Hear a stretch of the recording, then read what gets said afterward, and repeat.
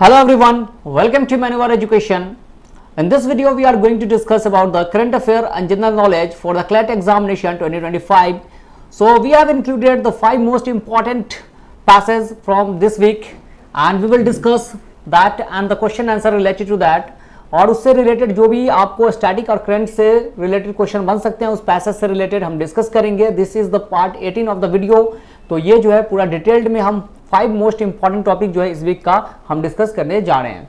So let's start this session. Before that this is our social media platform. So जो लोग भी law का तैयारी कर रहे हैं, लॉ एंट्रेंस एग्जामिनेशन का प्रिपरेशन कर रहे हैं, क्लैट का कर रहे हैं, तो वो जो है इससे सोशल मीडिया प्लेटफॉर्म पे जुड़ जाइए. आपको Instagram, Facebook, WhatsApp, Telegram and the YouTube channel that is manoeuvre law entrance, इसको सब्सक्राइब कर लीजिएगा. यहाँ पर डेली इंपॉर्टेंट अपडेट्स जो है आपको एग्जामिनेशन से रिगार्डिंग दिया जाता है कि कभी एग्जामिनेशन का नोटिफिकेशन वगैरह ये सारी चीज़ें. एंड अदर देन दैट यहाँ पर जो है आपको इंपॉर्टेंट जो क्वेश्चंस आपके एग्जामिनेशन में आ सकते हैं regarding the legal reasoning, English and the GK GS section, तो यहाँ पर रेगुलर अपडेट होता है. और हर मंथ जो है आपको मंथ में जो है टोटल 4 जो है आपको वीकली करंट अफेयर जो है आपको अपडेट होता है, जिसमें आपको सारी चीज़ें इंक्लूडेड होती है. मोस्ट इंपॉर्टेंट 5 टॉपिक्स जो है आपको यहाँ पर कराया जा रहा है. तो आप इस चैनल को सब्सक्राइब कर लीजिएगा और वीडियो पसंद आए तो इसे लाइक कर दीजिएगा और शेयर कर दीजिएगा. Now move on to the next part, that is the self study program. अगर आप करना चाहते हो, if you want to do your self study in a systematic way, in a synchronous way, with the guidance of the expert faculty, so you can visit Vasai, थाने, दादर, बोरीवली, अंधेरी, यहाँ पे आप visit कर सकते हैं. These are the offline center. If you are residing in Mumbai, so you can get there and have the avail the demo classes there. और otherwise you can call on this number on pan India level. Online पे जो है आप इस number पे call कीजिएगा. यहाँ पे सारी इन्फॉर्मेशन जो है आपको काउंसलर दे देंगे लेक्चर से रिगार्डिंग, डेमो क्लासेस से रिगार्डिंग. आइए शुरू करते हैं. आज का जो हमारा पैसेज है that is about the CLAT 2025 के लिए बहुत इंपॉर्टेंट ये सारे पैसेजेस हैं. तो देखते हैं पहला पैसेज क्या है. पहला जो है that is the first passage is about the quad foreign ministers meeting. Quad के बारे में है. क्वाड जनरली क्या होता है, इस फॉरेन मिनिस्टर्स की मीटिंग थी और इसमें क्वाड के बारे में टोटल जो है हम यहाँ पर इंफॉर्मेशन लेंगे. पैसेज को देखेंगे और पैसेज से रिलेटेड जो भी इंपॉर्टेंट क्वेश्चन होगा उसको हम लोग यहाँ पर डिस्कस करेंगे. इससे जो भी related static questions as well as the current question जो भी बन सकते हैं वो हम सारे डिस्कस करेंगे. तो पहला जो यहाँ पर देख सकते हैं पैसेज है, Recently, the Quad foreign ministers meeting in Tokyo saw, और ये one, India, Japan and the US emphasized the ending violence in Ukraine, Gaza and Myanmar and expressed their intention to expand the Indo-Pacific Partnership for Maritime Domain Awareness into the Indian Ocean region, IOR. The Quad is an informal diplomatic partnership between India, Japan and the United States committed to supporting an open, stable and prosperous Indo Pacific that is inclusive and resilient. तो quad क्या है? Quad जो है इन सभी countries का जो है group है, आपको डिप्लोमेटिक पार्टनरशिप ग्रुप है जिसमें कौन कौन कंट्री आती है, India, Japan, United states of America और एक और कंट्री है जिसके बारे में क्वेश्चंस है. तो वो सारी कंट्री जो मिलकर ये क्वाड जो है क्वाड्रिलेटरल जो है ग्रुप है. और इसका काम क्या है, अभी जो मीटिंग हुआ है that was held in Tokyo, Japan में जो है ये एनुअल मीटिंग हुआ है. और इसमें किस पे बात की गई है, जो वायोलेंस चल रहा है, जो आपको यहाँ पर गाजा में, यूक्रेन में, म्यांमार में ये सारे जो वार चल रहे हैं इनसे कैसे ओवरकम हुआ जाए, किस तरह से इस वायोलेंस को रोका जाए, इस पर जो है डिस्कशन हो रहा था. साथ साथ जो है आपको मैरीटाइम जो सिक्योरिटी है, मैरीटाइम ट्रेड है इंडियन ओशन में, उसको कैसे इन्हांस किया जाए, किस तरह से ट्रेड को जो है आपको सिक्योर किया जाए, पायरेसी वगैरह जो होता है उससे कैसे जो है काउंटर किया जाए. तो ये सारी चीज़ें इंडियन ओशन रीजन जो है उसको किस तरह से सिक्योर किया जाए, तो ये जो है और उसके बाद से जो है वहाँ पे किस तरह से डेवलपमेंट हो, ये सारी चीज़ें जो है ट्रेड ज़्यादा से ज़्यादा हो सके, ये इस पर जो है आपको यहाँ पर डिस्कशन हुआ था. That was held in Tokyo. The IPMDA initiative, ये क्या है, Indo Pacific Maritime Domain Awareness Initiative was announced at the Quad leaders summit in Tokyo in 2022 में जो है इसको अनाउंस किया गया था. It focuses on integrating the Pacific islands, South East Asia and the Indian Ocean region in the Indo Pacific. तो इसमें क्या था, इसमें फोकस किया कि इन सबको मिला लिया जाए, इंटीग्रेट किया जाए. किस किस को, पैसिफिक आइलैंड जो है, साउथ ईस्ट एशिया का जो कंट्रीज है और इंडियन ओशन का जो रीजन है, सब मिलकर जो है इस पर काम करे और मैरीटाइम ट्रेड को जो है इन्हांस करे, सब एक दूसरे से कोऑपरेट करे. और क्या क्या इसका जो प्राइमरी एम था, its primary aim is to track dark shipping vessels that turn off their automatic identification system to avoid detection। तो बहुत सारे डार्क शिपिंग वेसल्स होते हैं समुद्र में, वो क्या करते हैं, अपने AIS को ऑफ कर लेते हैं, ऑटोमेटिक आइडेंटिफिकेशन सिस्टम जो होता है, जिसकी वजह से अगर कुछ ऐसी एक्टिविटीज कर रहे हैं, इलीगल एक्टिविटीज वगैरह कर रहे हैं, तो वो ट्रैक में ना आए और उनका कोई भी ट्रैक रिकॉर्ड ना हो और वो पकड़े ना जाएं और आराम से भी कोई भी इलीगल काम करके वहां से निकल जाए। तो इस पे भी इन लोगों ने डिस्कशन किया कि इसको कैसे रोका जाए। The IPMDA represent a significant effort to enhance security and stability in the Indo-Pacific region of major global geopolitical importance. तो इस पे जो है कहा कि ये जो है अगर इंडो पैसिफिक का सिक्योर होगा, स्टेबल होगा, तो ये जो है ग्लोबल जियोपॉलिटिकल इंपॉर्टेंस जो है जियोपॉलिटिकल इंपॉर्टेंस के लिए बहुत इंपॉर्टेंट होगा। और ये जो है पूरा जो वर्ल्ड है, ग्लोबल जो विलेज है बन चुका है, अब एक वर्ल्ड जो है ग्लोबल विलेज बन चुका है, अब एक जैसा अलग अलग नहीं है, सेपरेट नहीं है, सब एक दूसरे से कनेक्टेड है, इंटरडिपेंडेंट है। तो ये क्या होगा, इससे जो है इंडो पैसिफिक में अगर स्टेबिलिटी रहती है, सिक्योरिटी रहती है, तो सभी को ग्रो करने का जो है मौका मिलेगा। India's Navy currently with over 140 ships and submarines is set to expand to a formidable fleet of 170 to 180 vessels by 2028। तो इंडिया में अभी जो करंटली नेवी में कितना शिप है और सबमरीन है 140 है, इसको कितना करना है 2028 तक 170 से 180 तक जो है इस वेसल को बढ़ाना है। The Indian Ocean region IOR spans over 36 littoral and island countries and is crucial due to its trade routes, natural resources and geopolitical importance. तो ये जो इंडियन ओशन का जो रीजन है और ये सब कुछ इंक्लूड करता है बहुत सारे आइलैंड कंट्रीज को, ये बहुत इंपॉर्टेंट है, बहुत क्रूशियल है। किसके लिए, ट्रेड फैसिलिटी के लिए, ट्रेड रूट के लिए, यहाँ से सबसे ज्यादा ट्रेड जो है आपको कैरी होता है। नेचुरल रिसोर्सेज बहुत ज्यादा है इंडियन ओशन में, रीजन में बहुत ज्यादा नेचुरल रिसोर्सेज है, आइल्स है, बहुत सारी चीजें आपको देखने को मिलेगी। जियोपॉलिटिकल इंपॉर्टेंस भी है, जिसका भी इनहांस डोमिनेंस रहेगा अगर इंडो पैसिफिक रीजन में, वो क्या करेगा, वो जो है नेवी उसकी डोमिनेंट होगी, उसकी आर्मी डोमिनेंट होगी, और खास करके ये जो क्वाड ग्रुप है चाइना को भी काउंटर करने में काम आ सकता है, और भी जो पॉलिटिकल ग्रुप है, जो हॉस्टाइल ग्रुप है, उसको भी जो है से ये डोमिनेट कर सकता है, ये अगर जिसका इंडो पैसिफिक में जो है डोमिनेंस हो। तो ये जो है एक पैसेज था जिसके बारे में हमने डिस्कस किया about the quad foreign minister meeting, जो कि टोक्यो में हुआ था। अब इससे रिलेटेड हम लोग जो है क्वेश्चंस देखते हैं, एमसीक्यू देखते हैं क्या बन सकता है। So the first question is which of the following country has been replaced by one in the above passage. तो एबव पैसेज में कौन सी कंट्री को जो है वन से रिप्लेस किया गया? हमने देखा था इंडिया, जापान और यूनाइटेड स्टेट्स ऑफ अमेरिका, और एक और कंट्री थी जो मिलाकर क्वाड बनी। तो यूएई, ऑस्ट्रेलिया, इंडोनेशिया, ब्रिटेन। आप लोग भी अपना आंसर देने की कोशिश कीजिएगा कि कितना आंसर आपका सही हुआ। So the correct answer is Australia. तो ऑस्ट्रेलिया जो है कंट्री है जो मिलकर क्वाड बनाती है, Australia, India, Japan and US. So these are the 4 country which form the Quad. Next question is what is the name of the military exercise carried out by the Quad members. तो ये quad member जो है ये कौन सा military exercise जो है करती है ताकि जो है एक दूसरे को जो है क्या ये कोई ऐसा सिचुएशन आ जाए तो एक दूसरे के सामान को, एक दूसरे के नेवी को किस तरह से हैंडल कर सकते हैं। तो Ekuverin, Indra, Malabar, hand in hand, and the correct answer is Malabar exercise. Malabar जो है इसका करेक्ट आंसर हो जाएगा। Now next question is which country diplomatically protested against the formation of Quad। तो कौन सा देश जो है उसने प्रोटेस्ट किया कि क्वाड नहीं बनना चाहिए, क्वाड जो है हमारे लिए बनाया गया, हमको जो है से यहाँ पे इंडो पैसिफिक एरिया को जो है यहाँ पर हॉस्टिलिटी क्रिएट करने के लिए बनाया गया है। ये किसने अपोज किया था क्वाड का? तो यूएस, तो China, Russia, north Korea, and the correct answer is China. तो चाइना ने इसको ये किया, लेकिन ये जो सारे मेंबर कंट्रीज हैं वो थोड़ा सा डिनाई भी करते हैं कि हमें चाइना से कोई लेना देना नहीं है। It is not for the Chinese and it is for the Indo Pacific maritime trade के लिए हमने ये ग्रुप बनाया है। नेक्स्ट क्वेश्चन है the Indian ocean is the dash ocean in the world. तो इंडियन ओशन जो है वो कैमा ओशन है, that is the largest, third largest, smallest, second largest, and the correct answer is that is the third largest ocean of the world. The first largest is Pacific Ocean. Pacific Ocean is the largest ocean of the world, and the second is Atlantic Ocean जो है आपको that is the second largest ocean of the world, and the third is that is the Indian Ocean is the third largest ocean of the world, and this is the only ocean which is named after a country that is India। तो ये एक ऐसा ocean है जो एक देश के नाम पे, एक कंट्री के नाम पे रखा गया। ये बहुत इंपॉर्टेंट क्वेश्चन है। नेक्स्ट क्वेश्चन है that is which ocean is S shaped. तो एस शेप्ड में जो है कौन सा ओशन आपको देखने को मिलता है? Pacific Ocean, Atlantic Ocean, Mediterranean Sea, Indian ocean.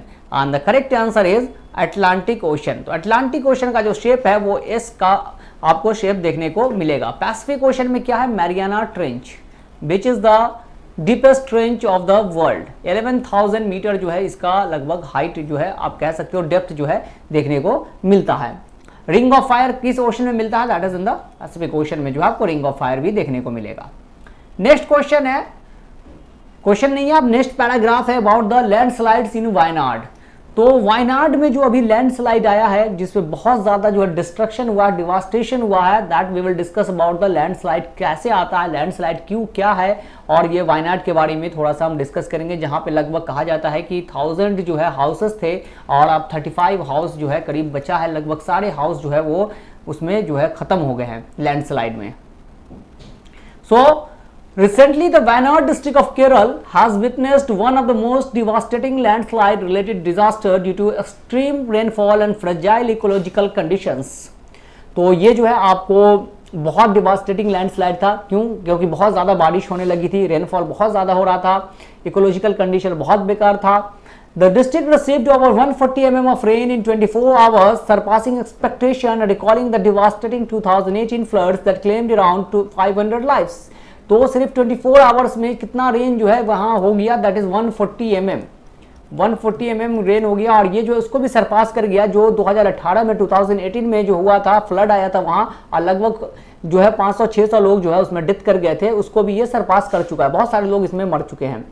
Landslide क्या होता है, landslide is the downward movement of rock, soil and debris on a slope ranging from small shape to large destructive events. तो क्या होता है, लैंडस्लाइड जो है कोई रॉक है, सॉइल है, ऊपर से जो गिरता है, मलबा वगैरह जो गिरता है उसको ही कहते हैं, बहुत ज्यादा डिस्ट्रक्शन वगैरह करता है। खास करके ये कहाँ होता है, दैट इज जहां पर जो है आपको हिली एरिया जो होता है वहां पे ज्यादा लैंडस्लाइड देखने को मिलता है।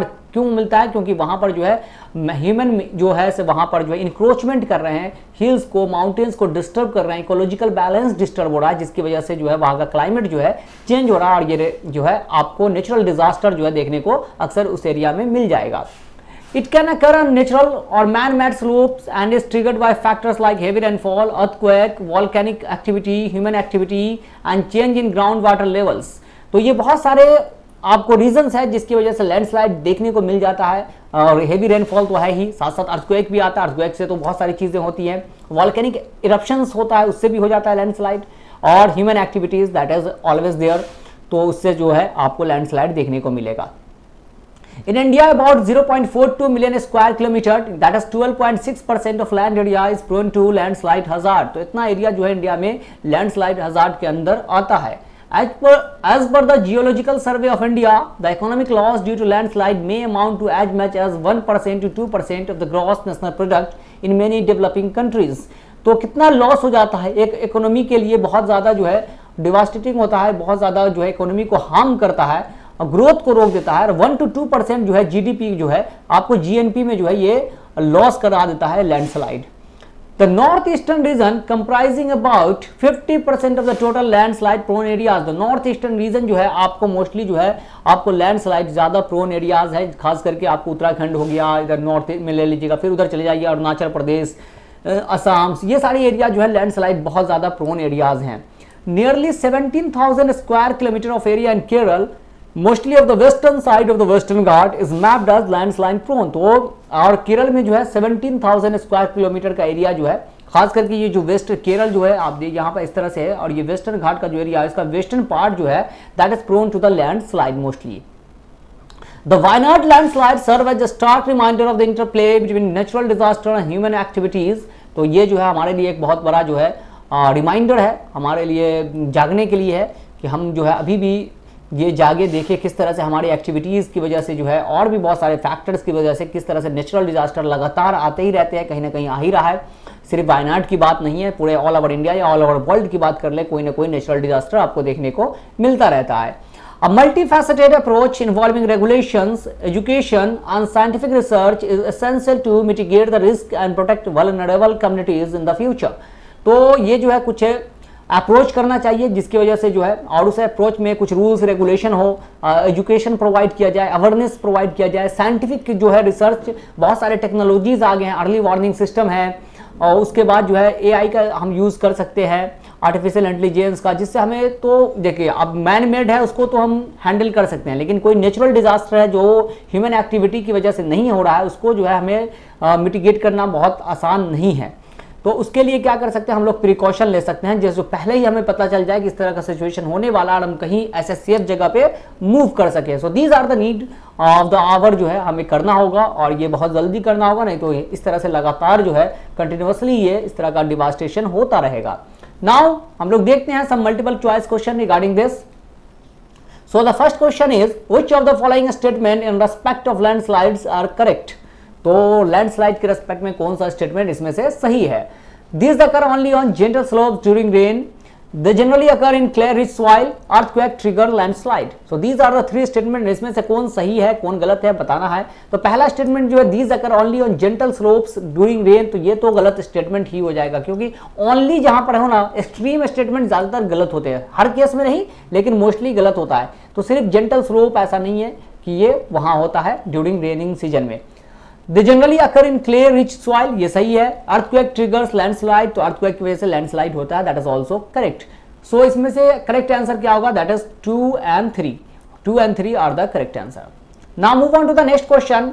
Which of the following is a terrestrial disaster? तो terrestrial disaster इसमें से कौन है, that is cyclone, landslide, hailstorm, lightning, and the correct answer is landslide. Cyclone क्या, that is in ocean. Cyclone कहाँ था, ओशन में आता है। टेरेस्ट्रियल क्या होता है, that is soil part, land का पार्ट, तो वहां नहीं आता है। हेल स्टॉर्म आपको पता ही है, दैट इज रेन की वजह से, लाइटनिंग जो है आपको स्काई में होता है। तो ये सारे पार्ट जो है that is not the part of the terrestrial disaster. Landslide is only the part of the terrestrial disaster. Now move on to the next question. What is the full form of NDMA. तो NDMA का full form क्या है, natural disaster management authority, national disaster management authority, national disease management authority, national drought management authority, and the correct answer is national disaster management authority. This is the full form of NDMA. Now move on to the next question. When was the geological survey of India founded. तो GSI जो है कब इसका जो है institute किया गया था, कब इसको फाउंड किया गया था, 1851, 1951, 1871, 1931, and the correct answer is 1851 में जो है जियोलॉजिकल सर्वे ऑफ इंडिया जो है उसको बनाया गया था, और इसका हेडक्वार्टर कहाँ है, कोलकाता में है।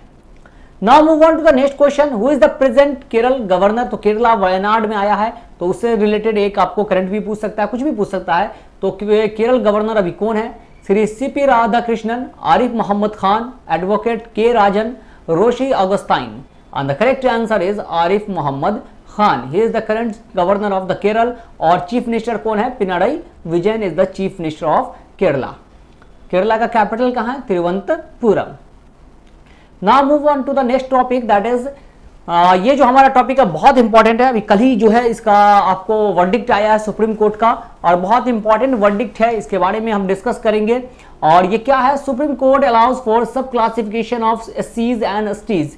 तो इसमें क्या है बेसिकली, इसके बाद पैराग्राफ भी पढ़ेंगे। तो सुप्रीम कोर्ट ने जो है ये अलाउ कर दिया है कि जो एससी एसटी जो कोटा है उसमें सब क्लासिफिकेशन किया जाए, कि कुछ जो उसमें भी प्रेजेंट है एससी एसटी में जो पहले से लोग हैं उनको जो है रिजर्वेशन मिलने के बाद जो है वो अपर लेवल पे स्ट्राटा पे पहुंच गया, जहां पे उनके साथ अब डिस्क्रिमिनेशन नहीं होता, उनको वो चीज मिलना चाहिए वो मिल चुका है। अब उनको रिजर्वेशन ये नहीं मिलना चाहिए। जिस तरह से ओबीसी में क्रीमी लेयर है उस तरह से एससी एसटी में भी क्रीमी लेयर जो है वो लाया जाए, और जो है ये चीज किया जाए कि अब एससी एसटी में भी सब क्लासिफिकेशन हो, जो ज्यादा मार्जिनलाइज्ड है एससी एसटी में उनको जो है रिजर्वेशन दिया जाए। तो ये जो है 6/1 का जो है ये रेशियो से आपको वर्डिक्ट आया है। 7 जज की जो टीम बैठी थी उसमें से 6/1 का जो है आपको वर्डिक्ट आया है। अब देखते हैं पैराग्राफ क्या है। पैराग्राफ है, the Supreme Court of India in review judgment of Punjab and Haryana High Court delivered a landmark verdict along states the authority to subclassify reserve category group such as scheduled caste and scheduled tribe for the purpose of reservations. तो Supreme Court ने कहा है कि state जो है, हाँ ये चीज सुप्रीम कोर्ट ने कहा है कि इसमें स्टेट जो है वो कर सकता है, अपना क्लासिफाई कर सकता है। स्टेट के अंदर दिया है कि जो भी स्टेट है उसको जो है आप इस क्लॉज में जो एससी एसटी के लिए बनाया गया है उसमें जो है आप सब क्लासिफाई कर सकते हैं। This 6-1 majority decision overturned the 2004 ruling in E.V. Chinnaiya versus State of Andhra Pradesh, fundamentally altering the landscape of reservation policies in India. तो सुप्रीम कोर्ट का अपना ही डिसीजन था, कब था, दैट इज इन 2004। ईवी चिनैया और स्टेट आंध्र प्रदेश जो इसमें जो है ये आया था, सुप्रीम कोर्ट ने इसको मना कर दिया था कि नहीं सब क्लासिफिकेशन नहीं करेंगे ये जो है आपको, तो उसको जो है सुप्रीम कोर्ट ने अपने ही डिसीजन को चेंज कर दिया था। तो उस वक्त जो है 5 जज की टीम बैठी थी, इसलिए इस वक्त जो है जब भी अपने डिसीजन को अगर रिव्यू करना होता है तो हायर बेंच की टीम बैठती है और इसलिए इसमें 7 जज टीम जो है वो बैठी थी। The court ruled that states are constitutionally allowed to subclassify SC and STs based on varying level of backwardness। तो ये स्टेट के ऊपर है, स्टेट को ये पावर दिया गया है कि जैसे जैसे बैकवर्डनेस देखे कि आप किसको कितना बैकवर्ड है उस हिसाब से जो है इसमें सब क्लासीफाई कर सकते हैं। The 7 judge bench ruled that a state can now subclassify SC within the 15% reservation quota to provide better support for the most disadvantaged group। तो ये जो 15% कोटा है उसमें जो भी जो मोस्ट डिसएडवांटेज है उनको ज्यादा मिले आपको रिप्रेजेंटेशन, इसलिए जो है ये क्लासीफाई सुप्रीम कोर्ट ने किया है। The Supreme Court has ruled that the creamy layer principle previously applied only to other backward classes as highlighted in Indira Sawhney case should now also be applied to SC and ST। तो कहा ये जो Indira Soni case में जो था creamy layer जो OBC को दिया गया था कि ओबीसी में क्रीमी लेयर कौन होता है, जिनकी जो आपको इनकम होती है क्या होती है 8 लाख से एबव हो जाती है, उनको क्रीमी लेयर में मान लिया जाता है और उनको रिजर्वेशन का जो है आपको बेनिफिट नहीं मिलता। उसी तरह से SC ST में भी ये चीज प्रोविजन किया जाए। The court stated that reservation has to be limited only to the first generation। Court ने कहा कि ये जो रिजर्वेशन है ये फर्स्ट जनरेशन तक होना चाहिए, ऐसा नहीं हो कि आप जो है जनरेशन उनके बेटे उनको भी आपको ये मिलता रहा, रिजर्वेशन मिल रहा है और उनका जो है वो बेनिफिट ले रहा है। जैसे कि आपने सुना होगा एक IAS ऑफिसर थी टीना दाबी और उनकी जो सिस्टर थी रिया दाबी, ये दोनों इनके फादर जो थे वो भी IAS ऑफिसर थे।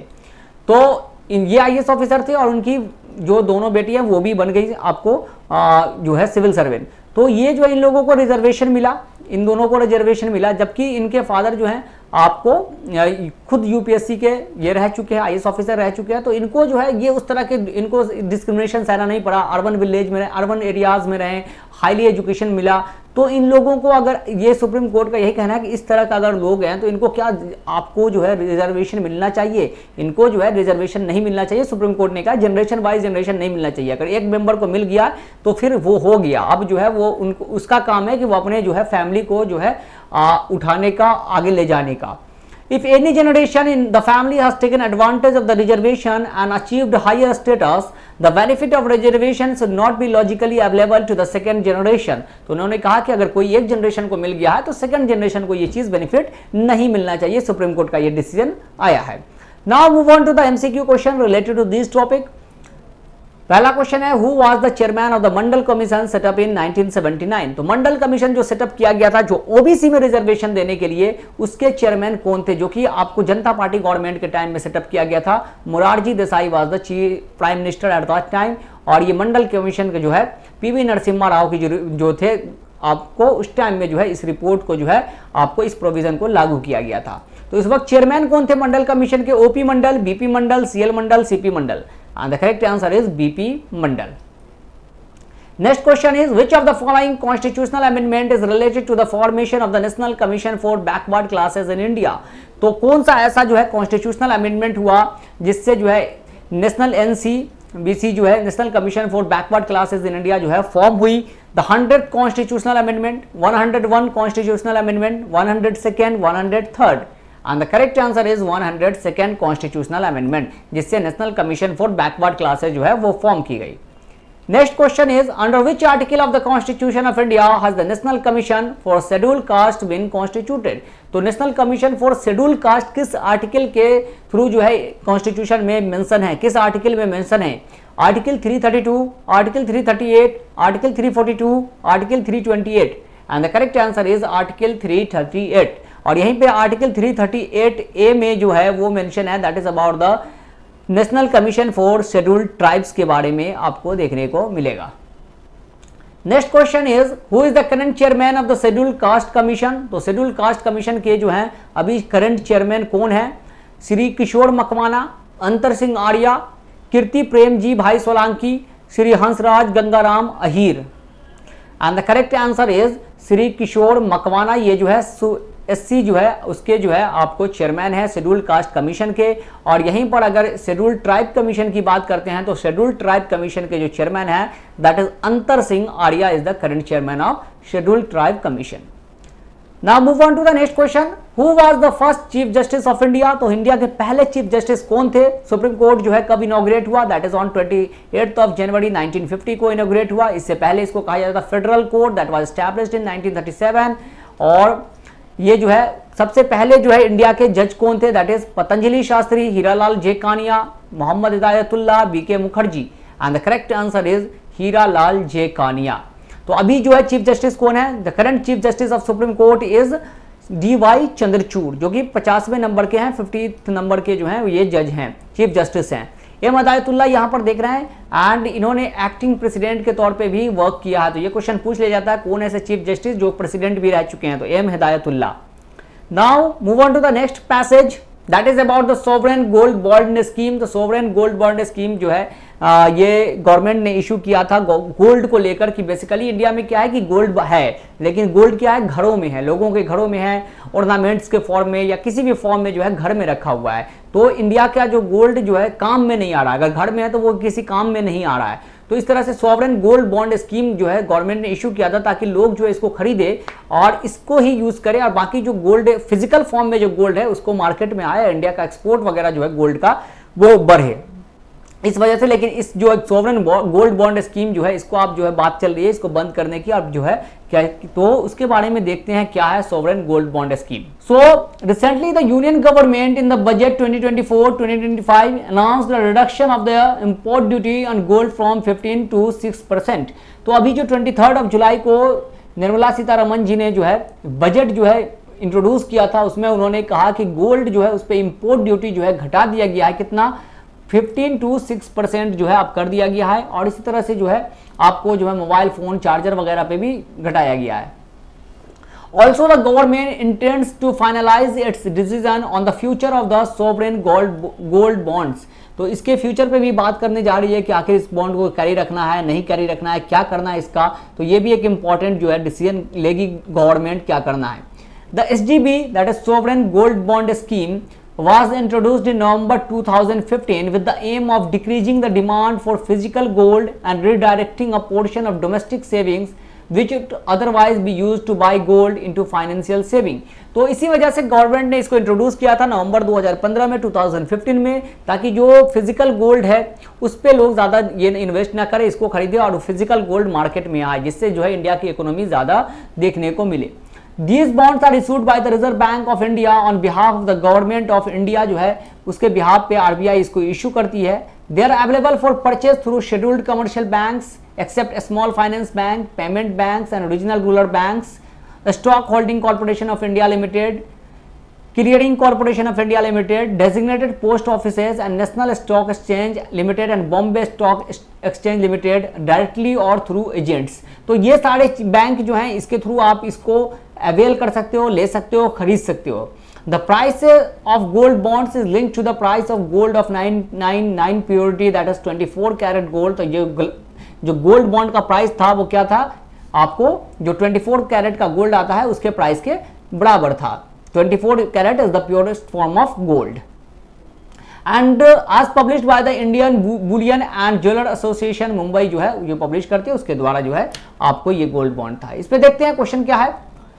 तो व्हाट इज द पर्पस और purposes of the government sovereign gold bond scheme and gold monetisation scheme, इसका जो है पर्पस क्या है? To bring the idle gold lying with the Indian household into economy, to promote FDI in the gold and jewellery sector, to reduce India's dependence on gold import. तो पहला जो है to bring the idle gold lying with the Indian household into the economy, ये भी सही, ये सही है कि उसको मार्केट में लाना है। FDI को प्रमोट करना है गोल्ड और ज्वेलरी सेक्टर में, ये भी सही था। To reduce India's dependence on gold import, तो इंडिया के गोल्ड इंपोर्ट को रिड्यूस करना, तो ये भी इसका जो है मोटिव था। तो तीनों स्टेटमेंट जो है इसका करेक्ट है, तीनों मोटिव था। तो 1, 2, 3 जो है इसका आंसर हो जाएगा। Now move on to the next question, which institution issues the sovereign green bond on behalf of government. तो यहाँ पे देखिए गोल्ड बॉन्ड नहीं है, सोवरेन ग्रीन बॉन्ड है। ये कौन सा इंस्टीट्यूट जो है गवर्नमेंट के बिहाफ पे इशू करता है? Reserve bank of India, SEBI, the Ministry of Environment, Forest and Climate Change, wild life institute of India? And the correct answer is reserve bank of India. तो RBI जो है इसको issue करती है, that is sovereign green bond को, और sovereign gold bond scheme को भी आरबीआई ही मैनेज करती है मतलब। Now move on to the next question, who is the only prime minister to have serve as the governor of RBI? तो ऐसे कौन से प्राइम मिनिस्टर थे जो गवर्नर भी रह चुके हैं आरबीआई के? PV Narasimha Rao, Manmohan Singh, Lal Bahadur Shastri, Indira Gandhi? And the correct answer is Manmohan Singh. तो मनमोहन सिंह जो है वो प्राइम मिनिस्टर भी थे, 2 टर्म प्राइम मिनिस्टर रहे हैं 2004 to 2014, and he was also the governor of RBI and he was the finance minister during LPG reform, जो कि उस टाइम प्राइम मिनिस्टर थे Narasimha Rao. LPG, liberalisation, privatisation and globalisation. Now move on to the next question. Reserve Bank of India was established in which year? तो reserve bank कब establish हुआ था? तो reserve bank जो एस्टैब्लिश हुआ था 1934, 35, 1936, 1937, and the correct answer is 1935। So Reserve Bank was established on 1 April 1935, और इसके पहले गवर्नर जो थे वो थे Osborne Smith, and the first Indian governor was C D Deshmukh was the first Indian governor, and the current governor of RBI is Shaktikant Das is the current governor of the RBI, जो है अभी इसका RBI का headquarter कहाँ है? मुंबई में। Now move on to the next question. What is the total expenditure estimated in the Union Budget 2024-2025? तो total कितना एक्सपेंडिचर जो है एक्सपेक्ट किया गया है कि हम कितना खर्च करेंगे इस साल यूनियन बजट में, जो है जो कि कब प्रेजेंट किया गया? ऑन 23 जुलाई को जो है ये यूनियन बजट जो है प्रेजेंट किया था निर्मला सीतारमण ने, और इसमें टोटल बजट का एक्सपेंडिचर कितना था? That is 32.07 lakh crore, 48.21 lakh crore, 25.83 lakh crore, 15 lakh crore, and the correct answer is 48.21 lakh crore. ये जो है टोटल बजट था इसका, इस बार का जो है बजट टोटल कितना है? 48.21 लाख करोड़, और इसमें से 32 लाख जो है हम जो है वो क्या है? हमारा तो रिसिप्ट है, इनकम है, और इसमें से 16 लाख क्या है? दैट वी विल बोरो, हम लोग लेंगे। बजट कहाँ मेंशन है? Budget is mention, budget constitution में बजट वर्ड कहीं पे मेंशन नहीं है। The word mention is annual financial statement, and that is mention in article 112 of the Indian constitution. Now move on to the next topic, that is Pingali Venkayya, the man behind tricolour. जो हम try colour देखते हैं, हमारा जो झंडा है, flag है, उसके बारे में इसको डिजाइन किया था यही पिंगली वेंकैया जी ने, और उनका जो है बर्थ एनिवर्सरी था 2 अगस्त को, मोदी जी ने ट्रिब्यूट दिया था इनको, तो उनके बारे में आर्टिकल है, तो इनको डिस्कस कर लेते हैं फ्लैग के बारे में। We know that our flag is tricolour, यहाँ पे आपको सैफ्रॉन कलर, उसके बाद व्हाइट, उसके बाद ग्रीन जो मिलेगा। सैफ्रॉन जो है डिनोट करता है that is about the power, white about the peace, and green about the horticulture, ever greenery जो है उसको डिनोट करता है। And there is a chakra that is Ashok Chakra which consists of 24 wheels which denote the life is eternal, और धर्मा को represent करता है, life cycle को रिप्रेजेंट करता है। तो आइए देखते हैं इसके रिगार्डिंग जो पैसेज है उसको पहले डिस्कस करते हैं। The Prime Minister paid tributes to Pingali Venkaiah on his birth anniversary, that is 2nd of August. He also urged citizens to support the Har Ghar Tiranga movement by unfurling the tricolor between 9th and 15th August 2024. तो इन्होंने tribute दिया और ये भी कहा है कि सब लोग जो है तिरंगा मूवमेंट को, हर घर तिरंगा मूवमेंट को सपोर्ट करें, और जो है आप लोग सब लोग अपने घर पे जो है ट्राई कलर जो है अनफल करें। कितने के बीच में? That is 9 to 15 August, because 15 August is our independence day. On that very day we got independence in 1947 from the British. So in 1916 Pingali Venkayya published a booklet titled A national flag for India, featuring nearly 30 designs for potential Indian flag inspired by flags of other nations. तो 1916 में जो है इन्होंने एक booklet publish किया था जिसका नाम था नेशनल फ्लैग फॉर इंडिया, जिसमें लगभग 30 जो है डिजाइन था, अलग अलग कंट्री से हमने इंस्पायर होकर जो है ये फ्लैग जो है उसमें डिजाइन किया था कि इंडिया के लिए कौन सा फ्लैग अडॉप्ट किया जाए। Venkaiah's design for the national flag was finally approved by Mahatma Gandhi in the Congress meeting in Vijayawada in 1921 में उन्होंने विजयवाड़ा में इसको अप्रूव कर दिया था एक डिजाइन को, वेंकैया का जो डिजाइन था। The initial flag called the Swaraj flag consists of 2 red and green bands representing the Hindus and Muslim religious communities. तो 2 जो है बैंड था उसमें स्वराज फ्लैग कहलाता था, और उसमें जो है आपको ग्रीन और व्हाइट बैंड था जिसमें क्या था कि हिंदू और मुस्लिम को वो रिप्रेजेंट कर रहा था। The flag also had a चरखा जो है जिससे सूत काटते हैं, और that represent the Swaraj which represented the Swaraj of India, Swaraj को रिप्रेजेंट करता था हमारा। आत्मनिर्भरता को रिप्रेजेंट करता था, सेल्फ रिलायंस को रिप्रेजेंट करता था। Mahatma Gandhi advised Venkayya to add a white band to represent peace, तो उन्होंने कहा कि इन दोनों के बीच में जो है ग्रीन और रेड जो है आप उनके बीच में एक व्हाइट भी डालिए, जिसको जो है बैंड को जो रिप्रेजेंट करेगा पीस को, शांति को। The flag committee in 1931 replace the red with saffron and place saffron on top followed by white and then green. तो फ्लैग कमिटी जो थी 1931 में उसने क्या किया, सैफरॉन जो है रेड की जगह पर रख दिया, और सैफरॉन किसको डोनेट करता है, वो करता है पावर को डोनेट करता है, और उसके बाद बीच में आपको पता ही है that is white and after that is green. The charkha was placed on the white bands in the middle, the colour stood for qualities and not communities, तो कलर जो है क्वालिटीज के लिए है, कोई कम्युनिटी से बिलोंग कर नहीं करता है, किसी रिलीजन किसी कास्ट से बिलोंग नहीं करता है। That is the saffron for courage and sacrifice, white for truth and peace, green for faith and strength, the charkha stood for the welfare of the masses, तो चरखा जो है उसके लिए आपको ये किया गया था। तो ये जो है हमने डिस्कस किया अबाउट द फ्लैग। अब इससे रिलेटेड देखते हैं क्या एमसीक्यू हमारा हो सकता है। तो the first question is Who said this statement? A flag is not only a symbol of our independence but also the freedom of all people. तो ये बात किसने कही थी कि जो झंडा है, जो फ्लैग है, वो हमारे इंडिपेंडेंस, हमारे आज़ादी का सिर्फ सिंबल नहीं है बल्कि सभी लोगों की आज़ादी का ये एक जो है सिंबल है। तो ये जवाहरलाल नेहरू, महात्मा गांधी, सरदार Vallabh Bhai Patel, doctor Bhimrao Ambedkar, and the correct answer is Jawaharlal Nehru, the first prime minister of India, said this. A flag is not only a symbol of our independence but also the freedom of all people.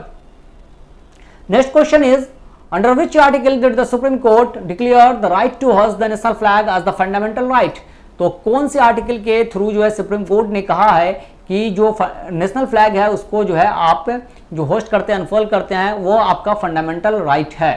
Article 19(1) clause 1, article 14, article 18, article 21, and the correct answer is article 19 clause 1, that is right to freedom. तो right to freedom के through जो है supreme Court ने कहा। Article 14 क्या है, that is article 14 about the equality, right to equality, equal protection of law. Article 18 about the abolition of the titles और abolition of the untouchabilities, that is article 17। Article 21 that is about the protection of life and liberty. Now move on to the next question, what is the ratio of the width of the to the length of the national flag of India? तो width length का ratio कितना है, width to length का ratio flag का? 2:3, 3:5, 1:2, 2:5, and the correct answer is 2:3। इसका जो ratio है वो 2:3 है। इस तरह से जो फ्लैग होता है उसका रेशियो 2:3 होता है। लेंथ जो है 3 पार्ट है और ब्रेथ जो है आपको that is 2। Now move on to the next question, who was the chairman of the flag committee? तो फ्लैग कमिटी के चेयरमैन कौन थे? Doctor Rajendra Prasad, Sardar Vallabh Bhai Patel, B.R. Ambedkar, J.B. Kripalani, and the correct answer is that is Dr. Rajendra Prasad, the first president of India. Dr. Rajendra Prasad was the chairman of the flag committee and adopted the Indian flag on 22nd July 1947। क्योंकि कोई भी देश बनता है तो उससे पहले उसका क्या होता है, झंडा डिजाइन किया जाता है, फ्लैग डिजाइन किया जाता है। So doctor Rajendra Prasad was the chairman of the flag committee of India. So these are the 5 important topics which we have discussed in this session. तो ये जो है हमारा टॉपिक था, अभी ये क्लैट के लिए था, इंपॉर्टेंट टॉपिक। इस तरह से लगातार आप प्रिपरेशन करना चाहते हो, इस तरह की चीज़ें आपको जो एग्जामिनेशन में पूछी जाती है उससे रिलेटेड वो सारा प्रिपरेशन सेल्फ स्टडी प्रोग्राम के थ्रू आप करना चाहते हैं, एक सिंक्रोनस वे में करना चाहते हैं under the guidance of the expert faculty, then you can visit our offline centre Vasai, Dadar, Thane, Borivali, Andheri, और you can call on this number. तो आप इस नंबर पे कॉल कर सकते हैं जहां से सारी इंफॉर्मेशन आपको दे दी जाएगी। सो अगर वीडियो पसंद आया हो तो इसे लाइक कर दीजिएगा और कमेंट कीजिएगा। अगर कोई भी क्वेरीज हो, कोई भी आपको इन्फॉर्मेशन चाहिए हो तो आप कमेंट में पूछ सकते हैं। So these are the 5 topics which we have discussed. With that we will conclude the session here. Thank you and have a nice day. See you in the next video. Till then, goodbye.